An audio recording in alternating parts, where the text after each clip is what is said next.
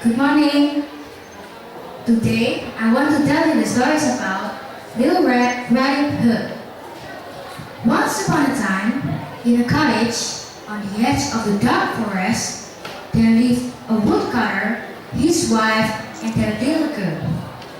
The little girl always wore a warm, white cape with a hood which her grandmother has made for her.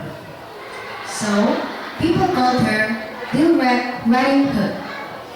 Everyone loved Little Red Riding Hood, especially her grandmother. Early one morning, Little Red Riding Hood's mother said to her, "I want you to take this basket of food to your grandmother, as she's not very well. I have put butter, eggs, and a freshly baked cake in a basket, so carry it carefully.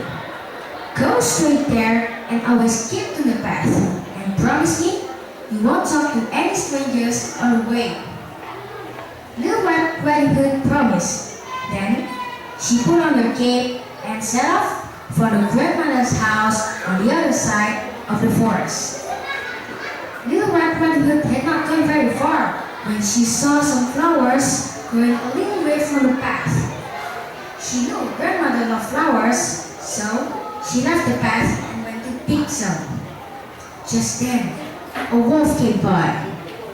Little Red Riding Hood did not know that he was a wicked wolf and was going to eat Little Red Riding Hood all up.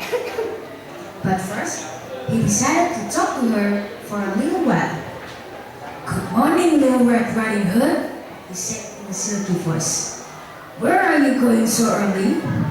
"I'm taking some food to my grandmother because she's not well," replied Little Red Riding Hood. "Where does your grandmother live?" asked the cunning wolf. He was so hungry that he thought he would eat the little girl and her grandmother. "She lived in her house at the end of the path by a big oak tree," said Little Red Riding Hood. Wolf walked along beside Little Red Riding Hood for a while. Then he said, "Make sure you pick plenty of flowers for your grandmother, my dear.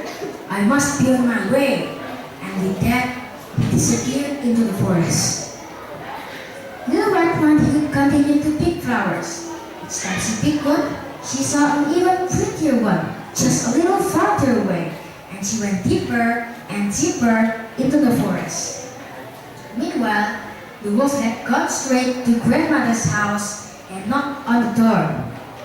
"Who's there?" called grandmother feebly. "It's Little Red Riding Hood," answered the wolf, making his voice as soft as sweet as he could. "I have brought you a cake and other good things. Open the door and let me in." "Then lift up the ledge and come inside," called grandmother, who was very pleased that Little Red Riding Hood had come to visit her. So the wolf lifted up the ledge and went in. Then he swallowed grandmother down whole without even chewing her. Then he put on grandmother's shawl and nightcap and got into bed. He put the bedclothes up to his chin and waited for Little Red Riding Hood. Soon after, Little Red Riding Hood arrived at the grandmother's house and knocked on the door. "Who's there?" called the wolf in a jerky voice, trying to sound like Little Red Riding Hood's grandmother. "It's Little Red Riding Hood, grandmother. I have brought you some presents," said the little girl. "Then lift up the ledge and go right in," called the wolf. Little Red Riding Hood walked in. There was her grandmother in bed, but how strange she looked. "Grandmother!" exclaimed Little Red Riding Hood. "What big ears you have!" "All the better to hear you with, my dear," said the wolf. "Grandmother, what big eyes you have!"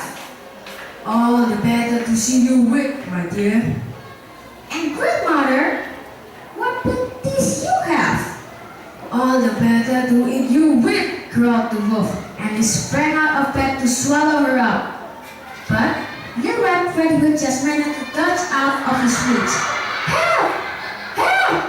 Little Red Riding Hood screamed as loudly as she could.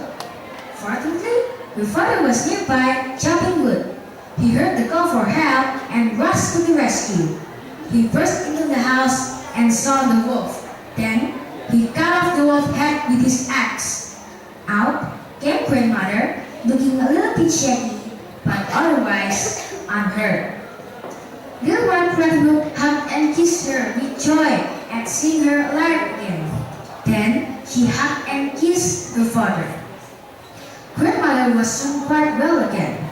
As for Little Red Riding Hood, she never came straight from the path when she went to the woods to visit her grandmother.